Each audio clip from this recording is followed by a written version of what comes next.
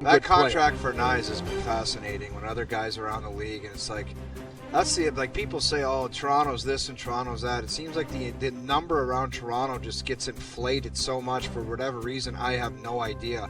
I talked about a Dawson Mercer extension that was, I don't know, it was like 2 or 3 years at 4.5 or something like that. Similar stats, and everyone in Toronto, oh, you got to give Nyes 9. It's like, really? Why does it have to be 9? Well, I mean, I can give you the answer as to why it always happens here, and it was because they allowed it to. They allowed it to, and they talked themselves into how tough it is. Like, the Leafs played the victim card for a long time, and you know, they actually may have been the ones perpetuating behind the scenes how tough it is and how crazy it is, and they allowed everyone else to talk on their behalf. You know, we always mention it. Well, why is Tkachuk talking about this? Why is Marchand? Why is McKinnon? Why are all these other players talking about how great all these players are?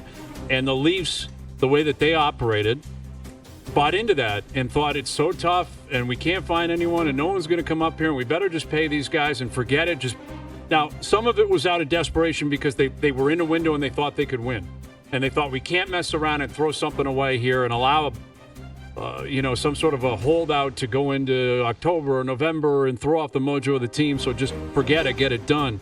But they decided to just treat Matthews like he was McDavid and treat Marner like he was Draisaitl and treat Nylander like he was Kucherov. They decided to do that. They didn't evaluate properly. They just said, forget it. We think those guys are going to be like that. So we're going to operate this way and just overpay, and allow every player to win everything. And this is what happens with the culture of the team. You talk about the DNA of the team. Right. A lot of it, if I'm a guy like Nyes, now I don't know him personally, and he says all the right things. I like this kid a lot, man. Yeah. I love the way he loves being a Maple Leaf. I love the way he plays. I love where his future is going, and I look forward to seeing it blossom here in Toronto. But he would not be in the wrong to look at the other guys who are the leaders and say, well, this is how they operate. This is how they negotiate. Why would not? They demand exactly. Yeah. And that's on the team to stop it. And I don't know if that was Shanahan. I have a sneaking suspicion it was. Maybe it was Dubas, maybe it was Lou, maybe it was Tree Living in some ways. But it's on Tree Living and Pelly and the Maple Leafs to stop that garbage because it's been killing them for years. It's been killing them. You can't overpay. And it's not that these aren't great players. They're all great players. Yeah. It's not like it's some egregious overpay. It's not. But every $1 million counts. Every extra year counts. You know, like, we don't need to rip off the Band-Aid here and get into this, but I said it 2 weeks ago. The reality is, if they got Matthews to sign for 8 years at an entry level, he'd still have a few years left at 11.6. Now you got value with the cap going up. If you got Marner at an appropriate number for 8 years, he'd have 2 more years. Now, maybe you wouldn't want that. Maybe you'd want to move off it anyway. Willie, the same thing. Willie should be making $6.9 million. Guy sits in Sweden until November, and they still only give him 6 years? Don't force him to take 8 at that number? Like that, they just kept capitulating and doing it. And I'm with you, man. Like, you talk DNA change, look in the mirror.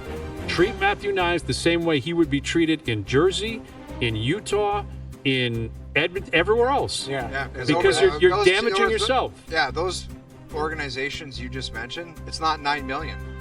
No, you know it's not. Like, He's a really good young player who got to play with great I players. love the people have, like, since what happened with the Edmonton Oilers last year, people are really horned up to bring up the idea of an offer sheet. Like, as soon as it turned January, it was like, oh, watch out for this guy, offer sheet target number 1, and it's like, okay, here we go. And then the 8s and 9s and 10s, and it was like, what the hell is going on here? Yeah, you can't, like, listen, if it's an 8-year deal, you're going to have to pay him more money. Clearly. Absolutely. It's a long-term deal. Yep. You got to pay him more than that. And I don't know what that number is. Maybe it's 7, maybe it's 8, and maybe that makes sense for both parties. But if it's a bridge, it's nowhere close to that number. No, it's a smaller number, but he bets on him. But the team gives him a bump, and he makes good money. Of course, good player. And then he bets on himself and goes, let's kick the can down the road for 2 years. And if I'm a 40-goal scorer, the number looks different. If he's a 26-goal scorer, the number, he'll still get a bump, but it won't be as egregious. Like, that's the way I look at it. You still got to figure out And I think there's a lot of people. He had a fantastic year. Yep. But keep in mind, he played on the top line and he earned it, and played with Matthews and Marner. This is going to look different next year. The playmaker, if Marner doesn't return, which, controls his own future, they're going to have a different playmaker on that line. They're going to have somebody different.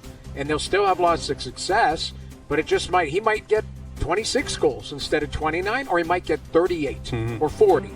Who knows? Like internal improvement, they might need exactly. They might need that internal improvement. I think you always need internal improvement, and if you don't, then you start looking at it and go, who can we move past here?